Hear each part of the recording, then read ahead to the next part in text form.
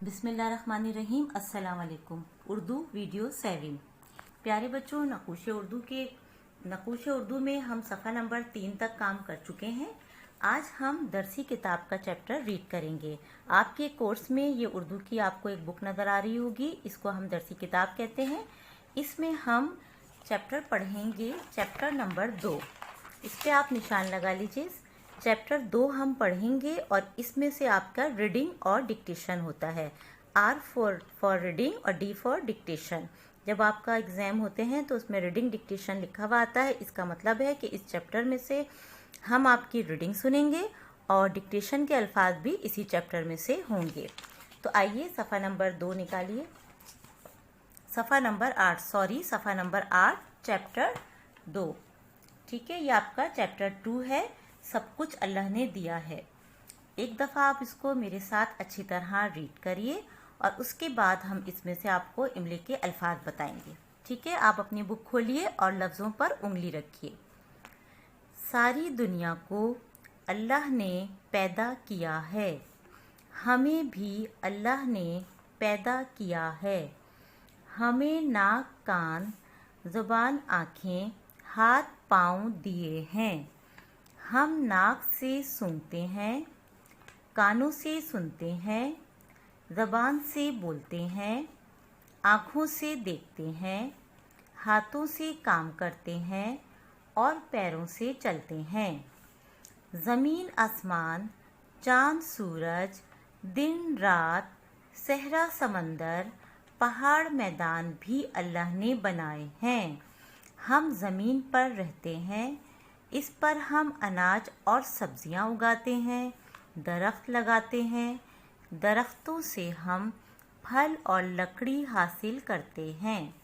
दरियाओं से हम पानी हासिल करते हैं। पानी हमारे पीने, खाना पकाने, नहाने धोने और खेती बाड़ी के काम आता है।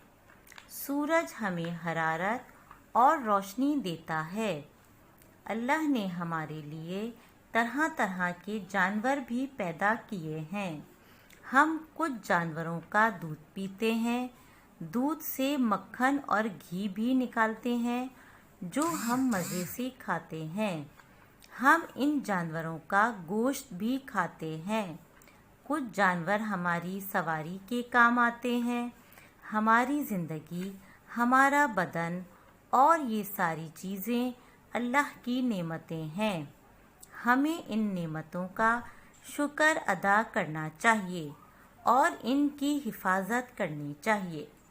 प्यारे बच्चों, आप इस चैप्टर को दिन में 1 से 2 दफ़ा ज़रूर रीड कीजिए और अपनी मम्मा को पढ़ के सुनाइए। अब इसका हम उर्दू की कॉपी में इसमें से इमला के मुश्किल अल्फाज पढ़ेंगे और कॉपी में लिखेंगे। यहाँ पे आपको सर्कल बने हुए नज़र आ रहे होंगे जो मैंने मुश्किल अल्फाज पे निशान लगाए हैं, या आप कह लें ये आपके लिए नए अल्फाज हैं। KG 2 में जो आपने अल्फाज पढ़े थे जैसे दिन, रात, नाक, कान, तो वो मैंने नहीं लगाए। अब आपके लिए ये नए अल्फाज हैं जिनका इमला होगा।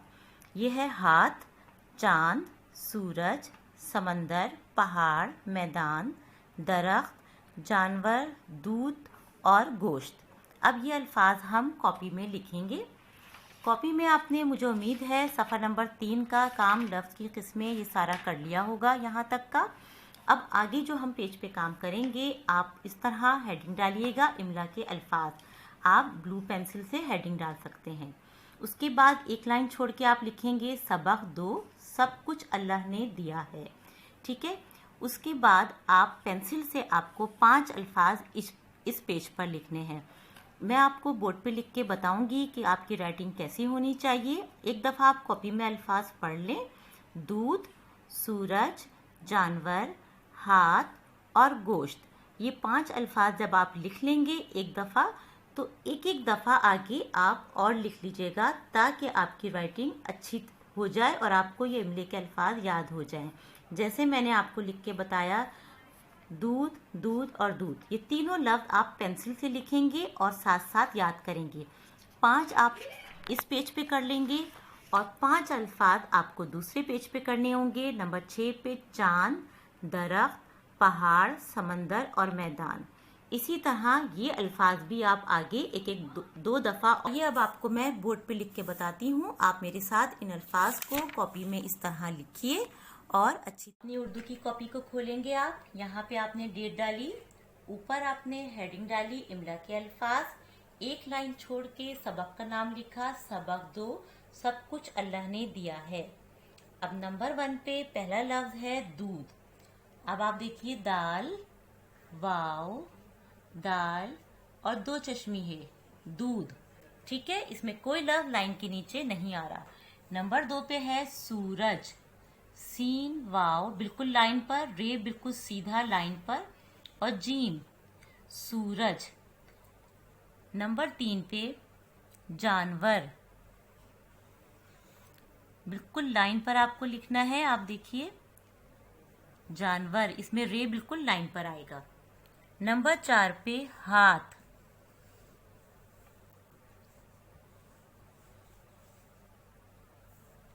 नंबर 5 पे गोश्त,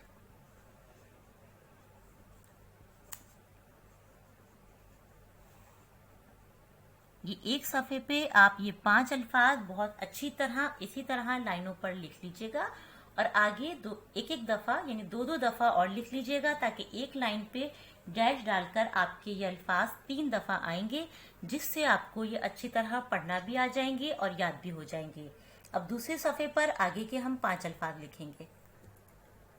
दूसरे सफ़े पे आप नंबर 6 से लिखेंगे। नंबर 6 पे चांद,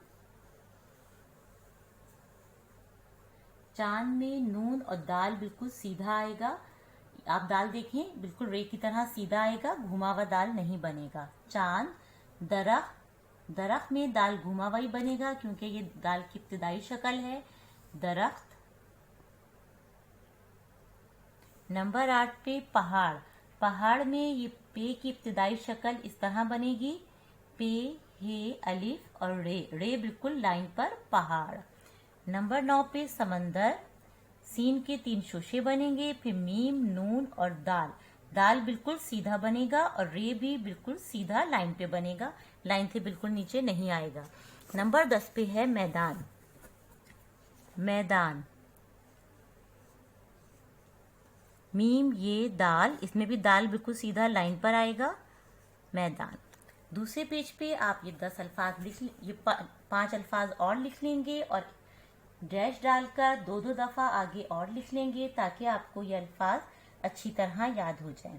प्यारे बच्चों, उर्दू जो है आपको लिखना मुझे पता है कि मुश्किल लगता होगा, लेकिन जब तक आप उर्दू दिल लगा के नहीं पढ़ेंगे आप उर्दू में अच्छे नहीं हो सकते। आप लोग इंग्लिश बहुत आराम से कर लेते हैं, इंग्लिश का काम आराम से कर लेते हैं, साइंस का काम क्योंकि वो लिखनी आसान होती है, अलग अलग लफ्ज होते हैं।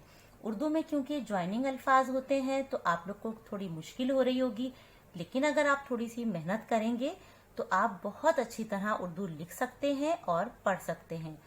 आप अच्छी तरह इन लफ्ज़ों को याद करिए और दिल लगाकर पढ़िए और अपना बहुत ख्याल रखिए। अल्लाह हाफिज।